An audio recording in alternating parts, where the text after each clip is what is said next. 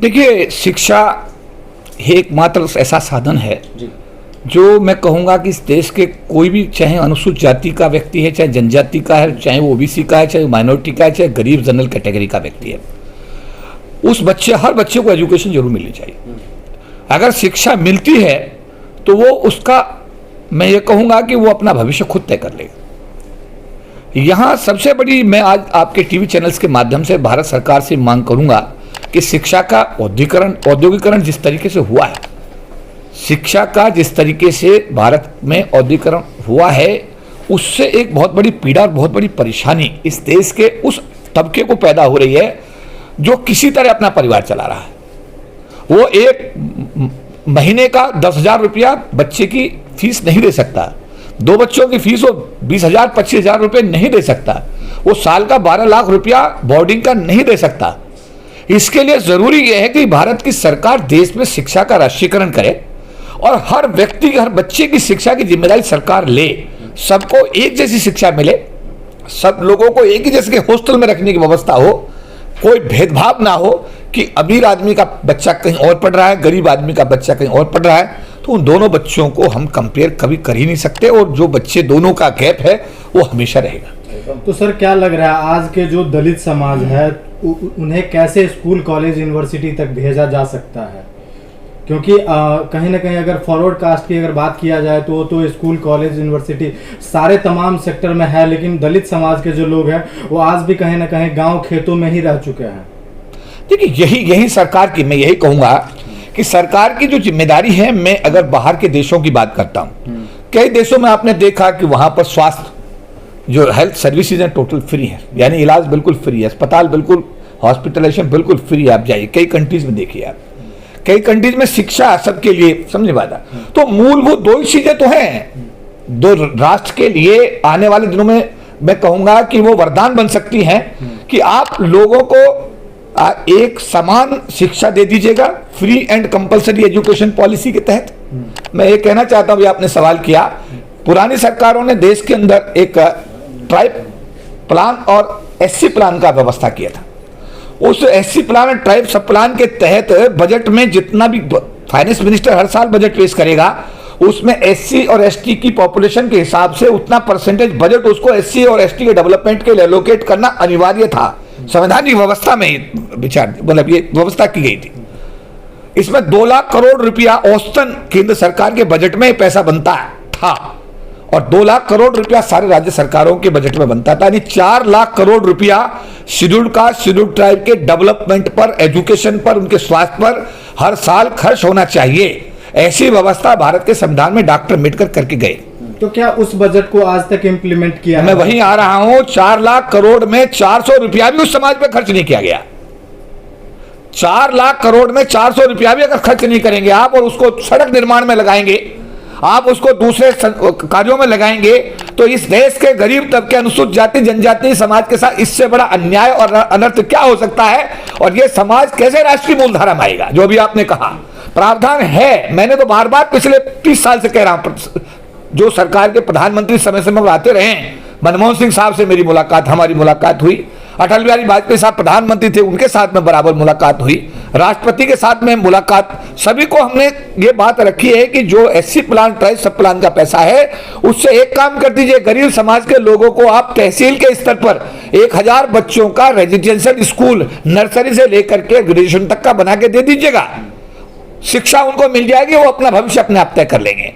लेकिन इस विषय पर बड़े दुख के साथ कहना पड़ रहा है कि ट्राइब प्लान का पैसा, ऐसे प्लान के पैसे का कोई भी उपयोग इस समाज के हितों पर आज तक नहीं किया गया। लेकिन केपी चौधरी साहब, जिस प्रकार से 131 सांसद जो है आप लोकसभा में भेजते, जो बाबा साहब का मिशन था, बाबा साहब के द्वारा लोग गए, उन लोगों ने भी कभी वो प्रश्न उठाया? अगर नहीं उठाया तो फिर आप जैसे बुद्धिजीवी वर्ग जो पूरे देश और दुनिया में अपने बाबा साहब मिशन के नाम से पहचान रखते हैं, क्या कभी आपने कोशिश किया कि उन्हें भी समझाने के लिए? निश्चित रूप से जब सुप्रीम कोर्ट ने 1997 में एससी समाज के, एसटी समाज के आरक्षण को खत्म करने के लिए 5 आदेश जारी किए थे और उन सुप्रीम कोर्ट के आदेशों को आधार मानकर भारत की सरकार ने उस समय पर रिजर्वेशन को खत्म किया था, उस समय हमने रामला मैदान के अंदर पूरे देश के लाखों लोगों को दिल्ली की धरती पर बुलाया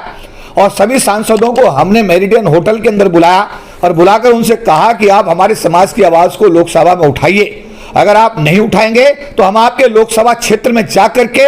और ऐसा टेम्पू लगा करके आपके पूरे क्षेत्र में आपके बारे में कहेंगे कि आपने 25% की आरक्षण जो डॉक्टर अम्बेडकर ने दिया उससे आप लोकसभा के एमपी तो बन गए, लेकिन आपने बाबा साहब अम्बेडकर के आरक्षण को बचाने के लिए कोई आवाज नहीं उठाई। उसका नतीजा यह हुआ कि भारत की संसद को 3 दिन तक बंद किया गया सांसदों के द्वारा। तत्कालीन प्रधानमंत्री अटल बिहारी वाजपेयी तक को बोलने का मौका संसद में नहीं मिला। सरकार बैकफुट पे आई, संविधान में 3 संशोधन हुए 81, 82 और 85, तब जाकर के इस गरीब समाज के आरक्षण को बचाने में हम सब लोग, हमारा समाज कामयाब हुआ। सर एक सवाल है, जिस तरह से आपने देश दुनिया के अंदर अपना लोहा मनवाया और समाज की बातें संदेश पहुंचाया, अगर आपको इसी तरीके से राजनीति में हिस्सेदारी मिल जाती है, आप पार्लियामेंट मेंबर बन जाते हैं, तो इसी तरीके से आप पार्लियामेंट में जाके मौनी बाबा बन के तो नहीं बैठेंगे? देखिए, मैं सरकार की नौकरी में रहा करीब 37 साल, और सरकार की नौकरी के कुछ कायदे और कानून होते हैं, नियम धारे होते हैं। एक सरकार का अधिकारी सरकार के कायदे कानून से बंधा होता है और उसके लिए एक आंदोलन करना एक बहुत बड़ी चुनौती होती है। लेकिन मैं सरकार की नौकरी में 37 साल रहा और मेरा जो इतिहास है वो आप अगर अपने YouTube पर भी देख सकते हैं। मेरा नाम अगर टाइप करेंगे KP चौधरी तो उसमें पिछले 37 साल में जो भी कार्यशैली रही है, हमने सरकार की नौकरी में रहते हुए लाखों लोगों को रामला मैदान में बुलाया। एक बार नहीं, 97, 98, 99, 2000 हमने लगातार लोगों को इकट्ठा किया। हर साल हमने तालकटोरा स्टेडियम के अंदर अंतर्राष्ट्रीय दलित सम्मेलन यहां पर किए। हमने जहां पर जो राजपथ है, जहां 26 जनवरी की परेड के अलावा कोई प्रोसेसन नहीं निकाला जा सकता, ऐसा नियम बना हुआ है, हमने 2019 के अंदर भी, और कोविड के कारण 3 साल में बीच में 2 साल में हम नहीं कर पाए, और इस साल भी हमने भारत के राजपथ पर संविधान यात्रा निकाल करके ये सिद्ध किया कि हम अपने बाबा साहब के मिशन के प्रति समर्पित थे, समर्पित हैं और समर्पित रहेंगे। सरकार की नौकरी में हमें 10-10 महीने का सस्पेंशन इसलिए किया गया कि हमने डॉक्टर अम्बेडकर अमर रहे के नारे लगाए, डॉक्टर अम्बेडकर की हमने बात की, डॉक्टर अम्बेडकर के मिशन को हमने आगे ले जाने का काम किया। इसके एवज में हमको सरकार की नौकरी में 10-10 महीने का सस्पेंशन भी झेलना पड़ा। सर एक सवाल ले लीजिए, जैसे आपने कहा कि रिजर्वेशन के लिए जब जरूरत पड़ा तो लोगों रोड पे इकट्ठा होकर के उतरे, लेकिन उसके बाद जिस तरह से भारत सरकार की जो नई पॉलिसी आई है तमाम चीजों को प्राइवेटाइज करना, तो क्या ऐसा नहीं लग रहा है जो एक इससे आरक्षण खत्म करके और तमाम लोगों को बढ़ावा दिया जा रहा है और लोगों में ये भी मैसेज दिया जा रहा है कि आरक्षण आपको अभी मिल रहा है, लेकिन मिल तो कुछ भी नहीं रहा है? देखिए, मैं आपको यहाँ स्पष्ट करना चाहूंगा, 40 लाख लोग 2 जुलाई 1997 को जब भारत की सरकार ने पोस्ट बेस्ड रोस्टर लागू किया था, वैकेंसी बेस्ड रोस्टर को वापस किया था, उस समय भारत सरकार के रोल पर 40 लाख लोग सरकार की नौकरी में थे। आज 6 लाख के आसपास की संख्या SC/ST की बची है, 34 लाख लोग सरकार की नौकरी से बाहर हो चुके हैं। और इससे बड़ा दुर्भाग्य है, इन लोगों के पास ना खेती है, ना इनके पास में कोई कारोबार है, ना इनके पास में किसी प्रकार का कोई बिजनेस है। ये लोग तो सरकार की नौकरी के माध्यम से गरीबी की रेखा से ऊपर आए थे और वो नौकरी के अवसर अब वर्तमान सरकारों ने बिल्कुल पूरी तरह समाप्त कर दिए हैं। तो जो अभी आपने बात कही है, अभी हमने 25 नवंबर को संविधान दिवस मनाया, भारत के पूर्व राष्ट्रपति रामनाथ कोविंद को मुख्य अतिथि के रूप में आमंत्रित किया, और ये सभी मुद्दे जो आपने कहे हैं उस सारे मुद्दों पर एक 15 सूत्रीय मांग हमने पूर्व राष्ट्रपति जी को दिया और उन्होंने पूरे देश के सामने कमिट किया कि इस मांग पत्र को मैं प्रधानमंत्री नरेंद्र मोदी तक पहुंचा करके अपनी जिम्मेदारी का निर्वहन करूंगा। एक सवाल ले लीजिए, इकोनॉमी वीकर सेक्शन, जिन्होंने दिलीप मंडल साहब ने इकोनॉमी वीकर सेक्शन के लिए लड़ाई भी लड़ी है, तो ये सवर्णों का जो इकोनॉमी वीकर सेक्शन दिया गया है, इस पे आपका क्या राय है सर? देखिए, गरीब है चाहे कोई भी है देश में, मैं कहूंगा कि एक IAS अगर किसी भी शेड्यूल कास्ट कैटेगरी का IAS है और उससे ये कहो, आप समझे नहीं बात आप, कि भाई आप तुझसे जो कमजोर आदमी, जो गरीब आदमी है, वो उसमें भी शादी नहीं करता, ये इस देश का कड़वा सच है। गरीब है, अमीर है। एक तो जातिगत आधार पर भेदभाव तो इस देश में है ही, लेकिन अमीर और गरीब का भेदभाव भी इस देश के अंदर व्यापक स्तर पर है। तो सर क्या लग रहा है आपको, आर्थिक आधार पर इकोनॉमी वीकर सेक्शन को लाना चाहिए? क्योंकि संविधान ने जो दिशा निर्देश दिया है वो तो कहीं ना कहीं जाति, इस देश के हर गरीब तबके के आदमी को, कमजोर तबके के आदमी को उठाने की सरकार की जिम्मेदारी बनती है। और मैं कहना चाहूंगा कि अगर मेरे जैसे व्यक्ति को बाबा साहब अम्बेडकर का आशीर्वाद मिला और मुझे लोकसभा में जाने का अवसर मिला, तो मैं इस टीवी चैनल्स के माध्यम से कहना चाहता हूं देशवासियों को कि किसी 131 सांसदों ने अपनी जिम्मेदारी निभाई या नहीं निभाई। केपी चौधरी ने 37 साल की सरकार की नौकरी में रहते हुए, सस्पेंड होते हुए